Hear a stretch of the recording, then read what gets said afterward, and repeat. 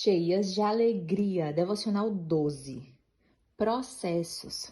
Vamos meditar no texto de Filipenses, capítulo 3, verso 14, que diz: prossigo para o alvo, pelo prêmio da soberana vocação de Deus em Cristo Jesus. Minha querida irmã, o crescimento espiritual é uma jornada contínua e profunda. Muitas vezes nós podemos nos sentir desanimadas ou até mesmo frustradas por não vermos os resultados imediatos. Mas como Paulo nos ensina em Filipenses 3, o crescimento em Cristo é um processo que envolve disciplina, foco e total confiança no Senhor.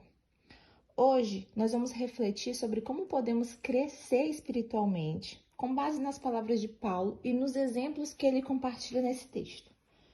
Paulo, ele era um homem com grande sabedoria e com experiência em Cristo. Ele reconhece que o crescimento espiritual é um processo. E ainda, ele não havia chegado lá, como ele mesmo diz, mas ele seguia avançando. Mas ele estava determinado em continuar em frente, buscando aquilo que Deus tinha para ele. E o crescimento espiritual é jornada. Não importa onde você está, você não está sozinha. O que importa é a sua disposição de seguir em frente, de se esforçar e confiar em Deus para um processo. Pergunte a si mesma: estou disposta a continuar crescendo na minha fé, mesmo sabendo que a perfeição só será alcançada quando eu estiver em Cristo, estiver com Ele? O crescimento espiritual exige também foco. Muitas vezes nós podemos ser tentadas a olhar para o passado, para os erros cometidos, as falhas, as decepções. Mas Paulo nos ensina a focar no futuro que Deus tem para nós. Ele diz: o alvo é Cristo. E é a Ele que nós devemos olhar, para Ele, com esperança de que Ele vai nos aperfeiçoar. Minha irmã, o que você precisa deixar para trás? Vamos pensar nisso? Talvez é um erro, uma mentira que você tenha acreditado sobre si mesma, ou até mesmo as frustrações de vida que você tem passado. Deus nos chama para seguir em frente, olhando para Ele como nosso modelo e tendo Ele como foco da nossa vida. Pergunte a si mesma: eu estou deixando para trás todas essas coisas para poder seguir em direção do plano de Deus para minha vida? Eu estou disposta realmente a renunciar a tudo o que eu já vivi para viver coisas novas? Paulo sabia que para crescer espiritualmente ele precisava abrir mão do seu orgulho, da sua autossuficiência, da sua confiança nas próprias obras. Ele entendeu que para conhecer verdadeiramente a Cristo, ele precisava se desprender das suas convicções antigas, se despedir de tudo que achava importante e depender da graça de Deus. Aí muitas vezes as nossas lutas vêm do fato de que nós tentamos fazer tudo sozinhas, sem reconhecer que a nossa força vem de Cristo.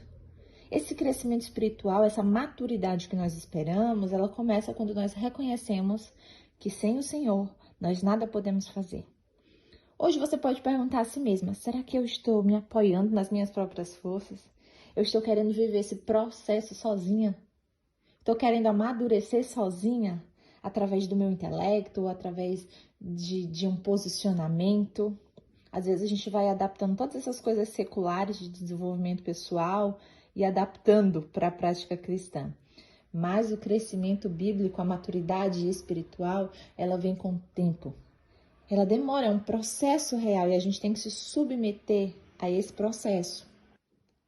Paulo, ele nos lembra que à medida que crescemos, nós devemos continuar perseverando.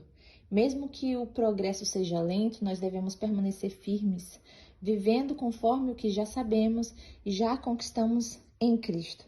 Nós não podemos desistir do processo, porque está doendo, porque está difícil, porque demorou demais, mais do que o esperado. A nossa ansiedade não pode nos paralisar.